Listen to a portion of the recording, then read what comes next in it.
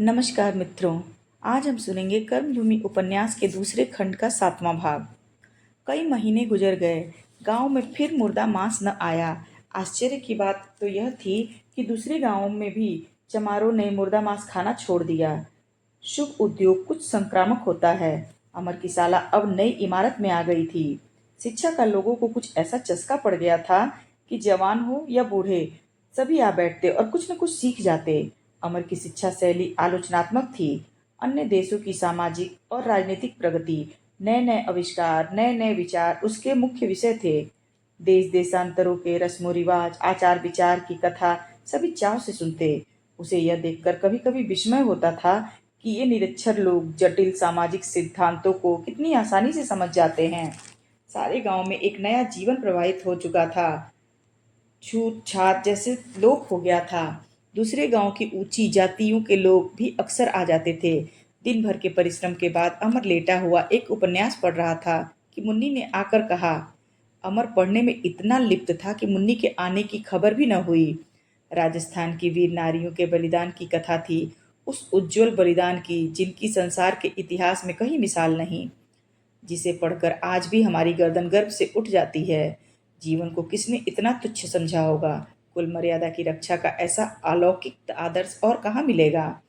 आज का बुद्धिमान उन वीर माताओं पर चाहे कितना भी कीचड़ फेंक ले, हमारी श्रद्धा उनके चरणों पर सदैव सिर झुकाती रहेगी। मुन्नी चुपचाप खड़ी अमर के मुख की ओर ताकती रही।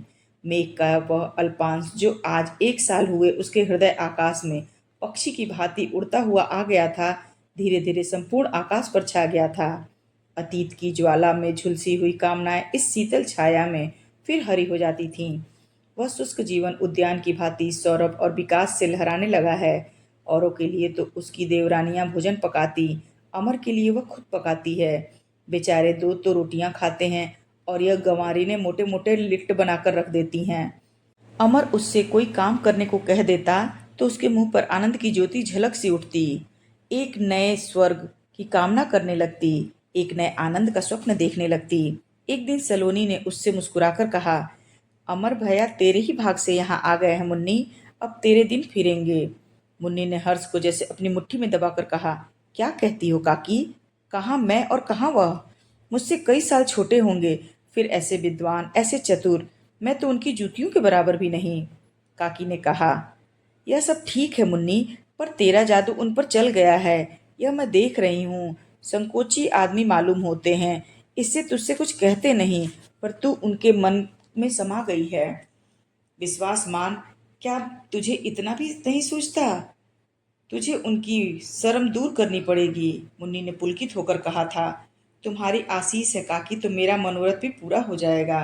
मुन्नी एक क्षण भर अमर को देखती रही, तब झोपड़ी में जाकर उसकी खाट निकाल लाई। अमर का ध्यान टूटा। बोला, रहने दो, मैं अभी बिछाए लेता हूँ। तुम मेरा इतना दुलार करोगी मुन्नी तो मैं आलसी हो जाऊंगा। आओ तुम्हें हिंदू देवियों की कथा सुनाऊं। कोई कहानी है क्या? नहीं, कहानी नहीं, सच्ची बात है। अमर ने मुसलमानों के हमले, छतरानियों के जौहर और राजपूत वीरों के शौर्य की चर्चा करते हुए कहा, उन देवियों को आग में जलना मरना मंजूर था, पर यह मंजूर न था कि पर पुरुष की निगाह भी उन पर पड़े। अपनी जान पर मर पिटती थी। हमारी देवियों का यह आदर्श था। आज यूरोप का क्या आदर्श है? जर्मन सिपाही फ्रांस पर चढ़ आए और पुरुषों से गांव खाली हो गए, तो फ्रांस की नारियां जर्मन सैनिकों से ही प्रेम घृणा करने लगीं। मुन्नी नाक सिकोड़ कर बोली, बड़ी चंचल हैं।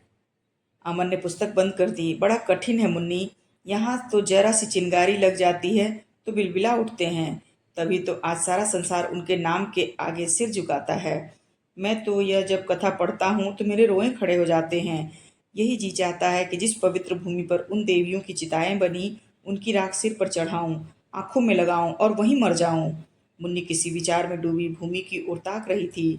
अमन ने फिर कहा, कभी कभी ऐसा मालूम होता है कि पुरुषों को घर के माया मोह से मुक्त करने के लिए स्त्रियां लड़ाई के पहले ही जौहर कर लेती थीं।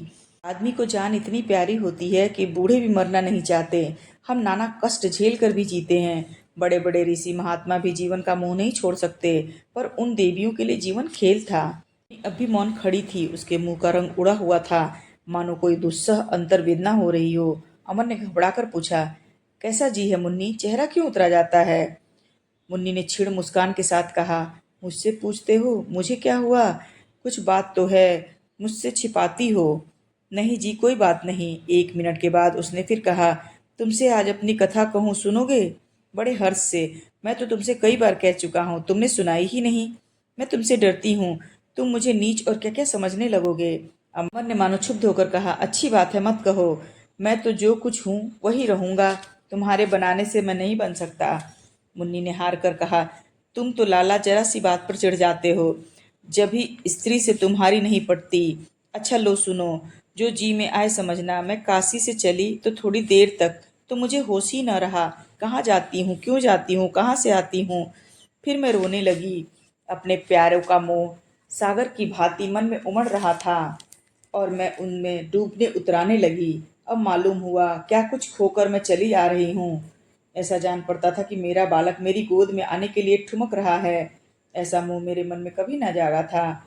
मैं उसकी याद करने लगी, उसका हंसना, रोना, उसकी तौतली बातें, उसका लटपटाते हुए चलना, उसे चुप कराने के लिए चंदा मामू को दिखाना, सुलाने के लिए लोरियां सुनाना। एक एक बात याद आने लगी। मेरा वह छोटा सा संसार कितना सुखमय था। उस रत्न को गोद में लेकर मैं कितनी निहाल हो जाती थी, मानो संसार की संपत्ति मेरे पैरों के नीचे है। उस सुख के बदले मैं स्वर्ग का सुख भी न लेती थी।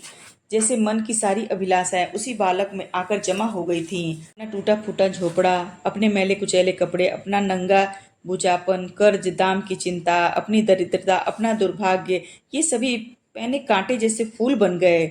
अगर कोई कामना थी तो यह कि मेरे लाल को कुछ न होने पाए, और आज उसी को छोड़कर मैं न जाने कहाँ चली जा रही थी। मेरा चित्त चंचल हो रहा था। मन की सारी स्मृतियां सामने दौड़ने वाले वृक्षों की तरह जैसे मेरे साथ दौड़ी चली आ रही थी, और उन्हीं के साथ मेरा बालक भी जैसे दौड़ता चला आ रहा था। आखिर मैं आगे न जा सकी। दुनिया हंसती है हंसे, बिरादरी मुझे निकालती है निकाल दे, मैं अपने लाल को छोड़कर न जाऊंगी। मेहनत मजदूरी करके भी तो अपना निवाह कर सकती हूँ। अपने लाल को आंखों से देखती तो रहूंगी, उसे मेरी गोद से कौन छीन सकता है। मैं उसके लिए मरी हूँ। मैंने उसे अपने रक्त से सिरजा है, वह मेरा है, उस पर किसी का अधिकार नहीं। यूं ही लखनऊ आया मैं गाड़ी से उतर पड़ी। मैंने निश्चय कर लिया, लौटती हुई गाड़ी से काशी चली जाऊंगी। जो कुछ होना होगा हो। मैं कितनी देर प्लेटफॉर्म पर खड़ी रही मालूम नहीं। बिजली की बत्तियों से सारा स्टेशन जगमगा रहा था। मैं बार बार कुलियों से पूछती थी, काशी की गाड़ी कब जाएगी? कोई 10 बजे मालूम हुआ गाड़ी आ रही है। मैंने अपना सामान संभाला, दिल धड़कने लगा। गाड़ी आ गई, मुसाफिर चढ़ने उतरने लगे। किसी ने आकर कहा, असबाब जनाने डिब्बे में रखूं कि मर्दाने में? मेरे मुंह से आवाज न निकली। कुली ने मुझे ताकते हुए फिर से पूछा, जनाने डब्बे में रख दूं असबाब? मैंने कातर होकर कहा, मैं इस गाड़ी से न जाऊंगी। अब दूसरी गाड़ी 10 बजे दिन को मिलेगी, मैं उसी गाड़ी से चली जाऊंगी। तो असबाब बाहर ले चलूं या मुसाफिर खाने में? अमन ने पूछा, तुम उस गाड़ी से क्यों नहीं चली गई? मुन्नी ने कांपते हुए स्वर में कहा, न जाने कैसा मन होने लगा, जैसे कोई मेरे हाथ पांव बांध लेता था, जैसे मैं गौ हत्या करने जा रही हूँ। इन कोड़ भरे हाथों से मैं अपने लाल को कैसे उठाऊंगी? मुझे अपने पति पर क्रोध आ रहा था। वह मेरे साथ आया क्यों नहीं? अगर उसे मेरी परवाह होती तो मुझे अकेली आने देता। इस गाड़ी से वह भी आ सकता था। जब उसकी इच्छा नहीं तो मैं भी न जाऊंगी। और न जाने कौन कौन सी बातें मन में आकर जैसे मुझे बलपूर्वक रोकने लगी। मैं मुसाफिर खाने में मन मारे बैठी थी कि एक मर्द अपनी औरत के साथ आकर मेरे ही समीप दरी बिछाकर बैठ गया। औरत की गोद में लगभग 1 साल का बालक था। ऐसा सुंदर बालक, ऐसा गुलाबी रंग, ऐसी कटोरी सी आंखें, जैसी मक्खन सी देह। मैं तन्मय होकर देखने लगी और अपने पराये की सुधि भूल गई। ऐसा मालूम हुआ यह मेरा बालक है। बालक माँ की गोद से उतरकर धीरे धीरे रेंगता हुआ मेरी ओर आया। मैं पीछे हट गई। बालक फिर मेरी तरफ चला। मैं दूसरी ओर चली गई। बालक ने समझा मैं उसका अनादर कर रही हूँ, रोने लगा। फिर भी मैं उसके पास न आई। उसकी माता ने मेरी ओर रोष भरी आंखों से देखकर बालक को दौड़कर उठा लिया, पर बालक मत मत चलने लगा और बार बार मेरी ओर हाथ बढ़ाने लगा, पर मैं दूर खड़ी रही। ऐसा जान पड़ता था मेरे हाथ कट गए हैं, जैसे मेरे हाथ लगाते ही वह सोने सा बालक कुछ और हो जाएगा, उसमें से कुछ निकल जाएगा। स्त्री ने कहा, लड़के को जरा उठा लो देवी, तुम तो जैसे भाग रही हो। जो दुलार करते हैं उनके पास तो अभागा जाता नहीं, जो मुंह फेरते हैं उन्हीं की ओर दौड़ता है। बाबूजी, मैं तुमसे नहीं कह सकती कि इन शब्दों ने मेरे मन को कितनी चोट पहुंचाई। कैसे समझा दूं कि मैं कलंकिनी हूँ, पापिष्ठा हूँ, मेरे छूने से अनिष्ट होगा, अमंगल होगा, और यह जानने पर क्या वह मुझसे फिर अपना बालक उठा लेने को कहेगी? मैंने समीप आकर बालक की ओर स्नेह भरी आंखों से देखा और डरते डरते उसे उठाने के लिए हाथ बढ़ाया। सहसा बालक चिल्लाकर माँ की तरफ भागा, मानो उसने कोई भयानक रूप देख लिया हो। अब सोचती हूँ तो समझ आता है, बालकों का यही स्वभाव है। उस पर समय ऐसे ही मालूम हुआ कि सचमुच मेरा रूप पिशाचिनी का सा होगा। मैं लज्जित हो गई। माता ने बालक से कहा, अब जाता क्यों नहीं रे? बुला तो रही है। कहाँ जाओगी बहन? मैंने हरिद्वार बता दिया। वह स्त्री पुरुष भी हरिद्वार ही जा रहे थे। गाड़ी छूट जाने के कारण ठहर गए थे। घर दूर था, लौटकर न जा सकते थे। मैं बड़ी खुश हुई कि हरिद्वार तक का साथ तो रहेगा, लेकिन फिर वह बालक मेरी ओर न आया। थोड़ी देर में स्त्री पुरुष सो गए, पर मैं बैठी ही रही। माँ से चिपटा हुआ बालक भी सो रहा था। मेरे मन में बड़ी प्रबल इच्छा हुई कि बालक को उठाकर प्यार करूं, पर दिल कांप रहा था कि बालक रोने लगे या माता जग जाए तो दिल में क्या समझे। मैं बालक का फूल सा मुखड़ा देख रही थी। वह शायद कोई स्वप्न देखकर मुस्कुरा रहा था। मेरा दिल काबू से बाहर हो गया। मैंने सोते हुए बालक को अपनी छाती से लगा लिया, पर दूसरे ही क्षण मैं सचेत हो गई और बालक को लिटा दिया। उस क्षणिक प्यार में कितना आनंद था। जान पड़ता था मेरा ही बालक यह रूप धरकर मेरे पास आ गया है। देवी जी का हृदय बड़ा कठोर था। बात बात पर उस नन्हे से बालक को झिड़क देती, कभी कभी मार बैठती थी। मुझे उस वक्त ऐसा क्रोध आता था कि उसे खूब डांटूं। अपने बालक पर माता इतना क्रोध कर सकती है, यह मैंने आज ही देखा। जब दूसरे दिन हम लोग हरिद्वार की गाड़ी में बैठे तो बालक मेरा हो चुका था। मैं तुमसे क्या कहूँ बाबूजी, मेरे स्तनों में भी दूध उतर आया और माता को मैंने इस भार से भी मुक्त कर दिया। हरिद्वार में हम लोग एक धर्मशाले में ठहरे। मैं बालक के मुंह फांस में बंधी हुई उस दंपत्ति के पीछे पीछे फिरा करती। मैं अब उसकी लौंडी थी। बच्चे का मलमूत्र धोना मेरा काम था। उसे दूध पिलाती खिलाती। माता का जैसे गला छूट गया, लेकिन मैं इस सेवा में मगन थी। देवी जी जितनी आलसीन और घमंडी थी, लाला जी उतने ही सीलवान और दयालु थे। वह मेरी तरफ कभी आंख उठाकर भी न देखते थे। अगर मैं कमरे में अकेली होती तो कभी अंदर न जाते। कुछ कुछ तुम्हारे ही जैसा स्वभाव था। मुझे उन पर दया आती थी। उस कर्कशा के साथ उनका जीवन इस तरह कट रहा था मानो बिल्ली के पंजे में चूहा हो। वह उन्हें बात बात पर झिड़कती। बेचारे खिसिया कर रह जाते। 15 दिन बीत गए। देवी जी ने घर लौटने के लिए कहा। बाबूजी अभी वहाँ कुछ और दिन रहना चाहते थे। इसी बात पर तकरार हो गई। मैं बाहर बरामदे में बालक को लिए खड़ी थी। देवी जी ने गर्म होकर कहा, तुम्हें रहना है तो रहो, मैं तो जाऊंगी। तुम्हारी आंखों रास्ता नहीं देगा? पति ने डरते डरते कहा, यहाँ 10-5 दिन रहने में क्या हरज है? मुझे तो तुम्हारे स्वास्थ्य में अभी कोई तब्दीली नहीं दिखती। आप मेरे स्वास्थ्य की चिंता छोड़िए, मैं इतनी जल्दी नहीं मरी जा रही हूँ। सच कहते हो, तुम मेरे स्वास्थ्य के लिए यहाँ ठहरना चाहते हो? और किस लिए आया था? आए चाहे जिस काम के लिए हो, पर तुम मेरे स्वास्थ्य के लिए यहाँ नहीं ठहर रहे हो। यह पट्टियाँ उन स्त्रियों को पढ़ाओ जो तुम्हारे हथकंडे न जानती हूँ। मैं तुम्हारी नस नस पहचानती हूँ। तुम ठहरना चाहते हो बिहार के लिए, क्रीड़ा के लिए? बाबूजी ने हाथ जोड़कर कहा, अच्छा अब रहने दो बिन्नी, कलंकित न करो, मैं आज ही चला जाऊंगा।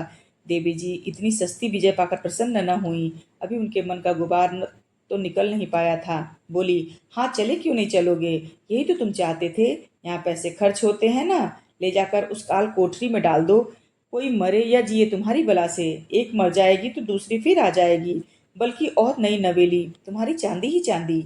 सोचा था यहाँ कुछ दिन रहूंगी, पर तुम्हारे मारे कहीं रहने न पाऊं। भगवान भी नहीं उठा लेते कि गला छूट जाए। अमर ने पूछा, उन बाबूजी ने सचमुच कोई शरारत की थी या मिथ्या आरोप था? मुन्नी ने मुंह फेर कर मुस्कुराते हुए कहा, लाला तुम्हारी समझ बड़ी मोटी है। वह डायन मुझ पर आरोप कर रही थी। बेचारे बाबूजी दबे जाते थे कि कहीं वह चुड़ैल बात खोल कर न कह दे। हाथ जोड़ते थे, मिन्नतें करते थे, पर वह किसी तरह रास न होने देती थी। आंखें मटकाकर बोली, भगवान ने मुझे भी आंखें दी हैं, अंधी नहीं हूँ। मैं तो कमरे में पड़ी पड़ी करा हूँ और तुम बाहर गुलछर्रे उड़ाओ। दिल बहलाने की कोई सगल चाहिए। धीरे धीरे मुझ पर रहस्य खुलने लगा। मन में ऐसी ज्वाला उठी कि अभी इनका मुंह नोच दूं। मैं तुमसे कोई पर्दा नहीं रखती लाला। मैंने बाबूजी की ओर कभी आंख उठाकर भी नहीं देखा था, पर वह चुड़ैल मुझे कलंक लगा रही थी। बाबूजी का लिहाज न होता तो मैं उस चुड़ैल का मिजाज ठीक कर देती। जहाँ सुई न चुभे वहाँ फाल चुभा देती है। आखिर बाबूजी को भी क्रोध आया। तुम बिल्कुल झूठ बोलती हो, सरासर झूठ। मैं सरासर झूठ बोलती हूँ? हाँ, सरासर झूठ बोलती हो। खा जाओ अपने बेटे की कसम। मुझे चुपचाप यहाँ से टल जाना चाहिए था, लेकिन अपने इस मन को क्या करूं जिससे अन्याय नहीं देखा जाता। मेरा चेहरा मारे क्रोध के तमतमा उठा। मैंने उसके सामने जाकर कहा, बहू जी, बस अब जबान बंद करो, नहीं तो अच्छा ना होगा। मैं तरह देती जाती हूँ और तुम सिर चढ़ती जाती हो। मैं तुम्हें शरीफ समझकर तुम्हारे साथ ठहर गई थी। अगर जानती कि तुम्हारा स्वभाव इतना नीच है तो तुम्हारी परछाई से भी भागती। मैं हरजाई नहीं हूँ, न अनाथ हूँ। भगवान की दया से मेरे पति हैं, पुत्र हैं। किस्मत का खेल है कि यहाँ अकेली पड़ी हूँ। मैं तुम्हारे पति को अपने पति के पैर के धूल के बराबर भी न समझती। मैं उसे बुलाए देती हूँ, तुम भी देख लो, बस आज और कल रह जाओ। अभी मेरे मुंह से बात पूरी भी न हुई थी कि मेरे स्वामी मेरे लाल को गोद में लिए आंगन में आकर खड़े हो गए और मुझे देखते ही लपक कर मेरी तरफ चले। मैं उन्हें देखते ही ऐसे घबरा गई मानो कोई सिंह आ गया हो। अपनी कोठरी में जाकर भीतर से द्वार बंद कर लिया। छाती धड़ धड़ कर रही थी, पर केवाड़ की दरार में आंख लगाए देख रही थी। स्वामी का चेहरा सांवलाया हुआ था, बालों पर धूल जमी हुई थी, पीठ पर कंबल और लुटिया डोर रखे, हाथ में लंबा लठ लिए भौचक्के से खड़े थे। बाबूजी ने बाहर आकर स्वामी से पूछा, अच्छा आप ही इनके पति हैं? आप खूब आए, अभी तो यह आप ही की चर्चा कर रही थी। आइए कपड़े उतारिए। मगर बहन भीतर क्यों भाग गई? यहाँ परदेश में कौन पर्दा? मेरे स्वामी को तो तुमने देखा ही है। उनके सामने बाबूजी बिल्कुल ऐसे लगते जैसे सांड के सामने नाटा बैल। स्वामी जी ने बाबूजी को कोई जवाब न दिया। मेरे द्वार पर आकर बोले, मुन्नी यह क्या अंधेर करती हो? मैं 3 दिन से तुम्हें खोज रहा हूँ। आज मिली भी हो तो भीतर जा बैठी। ईश्वर के लिए किवाड़ खोल दो और मेरी दुख कथा सुन लो, फिर तुम्हारी जो इच्छा हो करना। मेरी आंखों से आंसू बह रहे थे। जाने मन के किसी कोने में कोई बैठा हुआ कह रहा था, खबरदार जो बच्चे को गोद में लिया। जैसे कोई प्यास से तड़पता हुआ आदमी पानी का बर्तन देखकर टूट पड़े, पर कोई उससे कह दे पानी जूठा है। एक मन कहता है, स्वामी का अनादर मत कर। ईश्वर ने जो पत्नी और माता का नाता जोड़ दिया है वह क्या किसी के तोड़े टूट सकता है? दूसरा मन कहता था, तू अब अपने पति को पति और पुत्र को पुत्र नहीं कह सकती। क्षणिक मोह के आवेश में पड़कर तू क्या उन दोनों को कलंकित कर देगी? मैं किवाड़ छोड़कर खड़ी हो गई। बच्चे ने किवाड़ को अपनी नन्ही नन्ही हथेलियों से पीछे ढकेलने के लिए जोर लगाकर कहा, देवाल खोलो। यह तुतले बोल कितने मीठे थे, जैसे सन्नाटे में किसी शंका से भयभीत होकर हम गाने लगते हैं, अपने ही शब्द से दुकेल होने की कल्पना कर लेते हैं। मैं भी इस समय अपने उमड़ते हुए प्यार को रोकने के लिए बोल उठी, तुम क्यों मेरे पीछे पड़े हो? क्यों नहीं समझ लेते कि मैं मर गई? तुम ठाकुर होकर भी इतने दिल के कच्चे हो?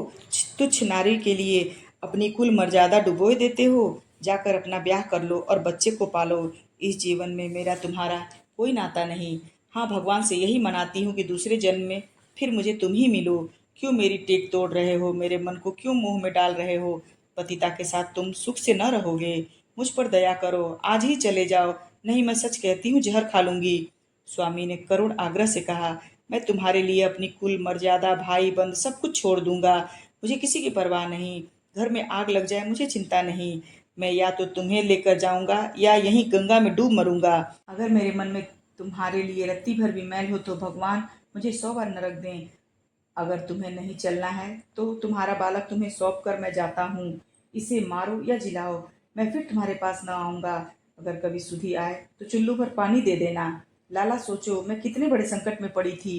स्वामी बात के धनी हैं, मैं यह जानती थी। प्राण को वह कितना तुच्छ समझते हैं यह भी मुझसे छिपा न था। फिर भी अपना हृदय कठोर किए जा रही थी। जरा भी नर्म पड़ी और सर्वनाश हुआ। मैंने पत्थर का कलेजा बनाकर कहा, अगर तुम बालक को मेरे पास छोड़कर गए तो उसकी हत्या तुम्हारे ऊपर होगी, क्योंकि मैं उसकी दुर्गति देखने के लिए जीना नहीं चाहती। उसके पालने का भार तुम्हारे ऊपर है। तुम जानो, तुम्हारा काम जाने। मेरे लिए जीवन में अगर कोई सुख था तो यही कि मेरा पुत्र और स्वामी कुशल से हैं। तुम मुझसे यह सुख छीन लेना चाहते हो, छीन लो, मगर याद रखो वह मेरे जीवन का आधार है। मैंने देखा स्वामी ने बच्चे को उठा लिया, जिसे एक क्षण पहले गोद से उतार दिया था, और उल्टे पांव लौट पड़े। उनकी आंखों में से आंसू जारी थे, होठ कांप रहे थे। देवी जी ने भलमन सही से काम लेकर स्वामी को बैठाना चाहा। पूछने लगी, क्या बात है, क्यों रूठी हुई है? पर स्वामी ने जवाब न दिया। बाबू साहब फाटक तक उन्हें पहुंचाने गए। कह नहीं सकती दोनों जनों में क्या बातें हुई, पर अनुमान करती हूँ कि बाबूजी ने मेरी प्रशंसा की होगी। मेरा दिल अब भी कांप रहा था कि कहीं स्वामी सचमुच आत्मघात न कर ले। देवियों और देवताओं की मनौतियां कर रही थी कि मेरे प्यारों की रक्षा करना। ज्यों ही बाबूजी लौटे मैंने धीरे से किवाड़ खोलकर पूछा, किधर गए? कुछ और कहते थे? बाबूजी ने तिरस्कार भरी आंखों से देखकर कहा, कहते क्या, मुंह से आवाज तो भी निकले। हिचकी बंधी हुई थी। अब भी कुशल हैं, जाकर रोक लो, वह गंगा जी की ओर ही गए हैं। तुम इतनी दयावान होकर भी इतनी कठोर हो, यह आज ही मालूम हुआ। गरीब बच्चों की तरह फुट फुट कर रो रहा था। मैं संकट की उस दशा को पहुंच चुकी थी जब आदमी परायों को अपना समझने लगता था। डांट कर बोली, तब तब भी तुम दौड़े यहाँ चले आए? उनके साथ कुछ देर नहीं रह जाते तो छोटे हो जाते, और न यहाँ देवी जी को कोई उठा ले जाता। इस समय वह अपने में नहीं, फिर भी तुम उन्हें छोड़कर भागे चले आए।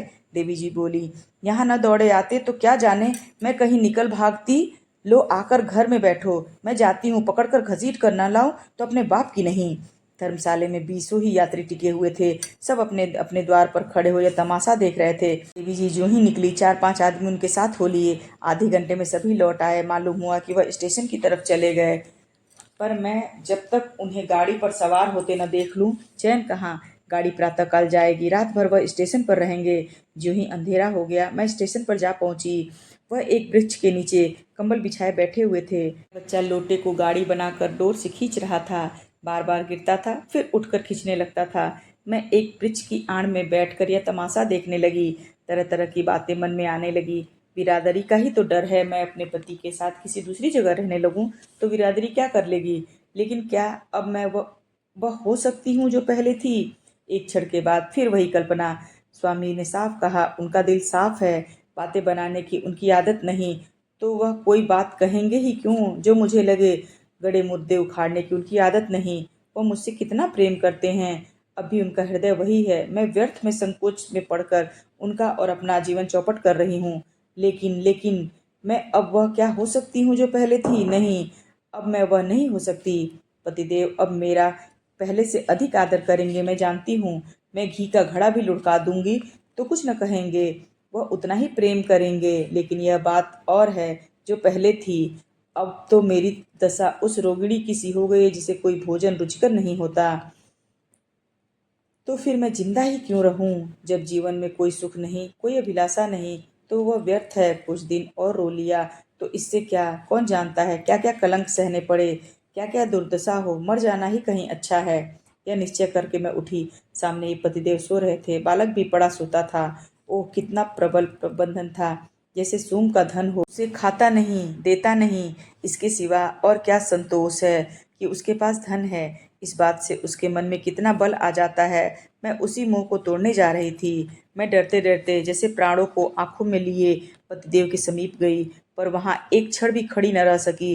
जैसे लोहार खींचकर चुंबक से जा चिमटता है, उसी तरह मैं उनके मुख की ओर खींची जा रही थी। मैंने अपने मन का सारा बल लगाकर उसका मुंह तोड़ दिया और उसी आवेश में दौड़ी गंगा के तट पर आ गई। मोह अब भी मन में चिपटा हुआ था। मैं गंगा में कूद पड़ी। अमन ने कातर होकर कहा, अब नहीं सुना जाता मुन्नी, फिर कभी कहना। मुन्नी मुस्कुराकर बोली, वाह, अब रह ही क्या गया। मैं कितनी देर पानी में रही कह नहीं सकती। जब होश आया तो इसी घर में पड़ी हुई थी। मैं बहती चली जाती थी। प्रातःकाल चौधरी का बड़ा लड़का सुमेर गंगा नहाने गया और मुझे उठा लिया। तब से मैं यही हूँ। अछूतों की इस झोपड़ी में मुझे जो सुख शांति मिली उसका बखान क्या करूं। काशी और प्रयाग मुझे भाभी कहते हैं, पर सुमेर मुझे बहन कहता था। मैं अभी अच्छी तरह उठने बैठने भी न पाई थी कि वह परलोक सिधार गया। अमर के मन में एक और कांटा बराबर खटक रहा था। वह कुछ तो निकला, पर अभी कुछ बाकी था। सुमीर सुमेर तो तुमसे प्रेम करता होगा? मुन्नी ने तेवर बदल दिए। हाँ था, और थोड़ा नहीं बहुत था। फिर तो उसका क्या बस। जब मैं स्वस्थ हो गई तो एक दिन उसने मुझसे अपना प्रेम प्रकट किया। मैंने क्रोध को हंसी में लपेट कर कहा, क्या तुम इस रूप में मुझसे नेकी का बदला चाहते हो? अगर यह नियत है तो फिर मुझे ले जाकर गंगा में डुबो दो। अगर इस नियत से तुमने मेरी प्राण रक्षा की तो तुमने तो मेरे साथ बड़ा अन्याय किया। तुम जानते हो मैं कौन हूँ, राजपूतनी हूँ। फिर कभी भूल कर भी मुझसे ऐसी बात न करना। नहीं, गंगा यहाँ से दूर नहीं है। सुमेर ऐसा लज्जित हुआ कि फिर मुझसे बात तक नहीं की, पर मेरे शब्दों ने उसका दिल तोड़ दिया। एक दिन मेरी पसलियों में दर्द होने लगा। उसने समझा भूत का फेर है। ओझा को बुलाने गया। नदी चढ़ी हुई थी, डूब गया। मुझे उसकी मौत का जितना दुख हुआ उतना अपने सगे के मरने का भी न होता। नीचों में भी ऐसा देवता होता है, मुझे यहीं आकर पता चला। वह कुछ दिन और जी जाता तो इस घर के भाग जाग जाते। सारे गांव का गुलाम था, कोई गाली दे डांटे कभी जवाब न देता। अमन ने पूछा, तब से तुम्हें पति और बच्चे की खबर न मिली? मुन्नी ने आंखों से टप टप आंसू गिराते हुए कहा। रोते रोते हिचकी बंध गई, फिर सिसक सिसक कर बोली, स्वामी प्रातःकाल फिर धर्मशाले में गए। जब उन्हें मालूम हुआ कि मैं रात को वहां नहीं गई तो मुझे खोजने लगे। जिधर कोई मेरा पता बता देता उधर ही चले जाते। 1 महीने तक वह सारे इलाके में मारे मारे फिरे। इसी निराशा और चिंता में वह कुछ सनक गए, फिर हरिद्वार आए। अब की बार बालक उनके साथ न था। कोई पूछता तुम्हारा लड़का क्या हुआ तो हंसने लगते। जब मैं अच्छी हो गई और चलने फिरने लगी तो एक दिन जी में आया हरिद्वार जाकर देखूं मेरी चीजें कहाँ गईं। 3 महीने से ज्यादा हो गए थे। मिलने की आशा तो न थी, पर इसी बहाने स्वामी का कुछ पता लगाना चाहती थी। विचार था एक चिट्ठी लिखकर छोड़ दूं। उस धर्मशाला के सामने पहुंची तो देखा बहुत से आदमी द्वार पर जमा हैं। मैं भी चली गई। एक आदमी की लाश थी। लोग कह रहे थे वही पागल है जो अपनी बीबी को खोजता फिरता था। मैं पहचान गई, वही मेरे स्वामी थे। यह सब बातें मोहल्ले से मालूम हुई। छाती पीट कर रह गई। जिस सर्वनाश से डरती थी वही हो गया। जानती कि यही होने वाला है तो पति के साथ ही न चली जाती। ईश्वर ने मुझे दोहरी सजा दी, लेकिन आदमी बड़ा बेहया होता है। अब मरते भी न बना। किसके लिए मरती? खाती पीती भी हूँ, हंसती बोलती भी हूँ, जैसे कुछ हुआ ही नहीं। बस यही मेरी राम कहानी है। सुन रहे थे कर्मभूमि उपन्यास के दूसरे खंड का 7वां भाग। जल्दी ही मिलते हैं अगले भाग के साथ। तब तक आपका समय शुभ हो। धन्यवाद।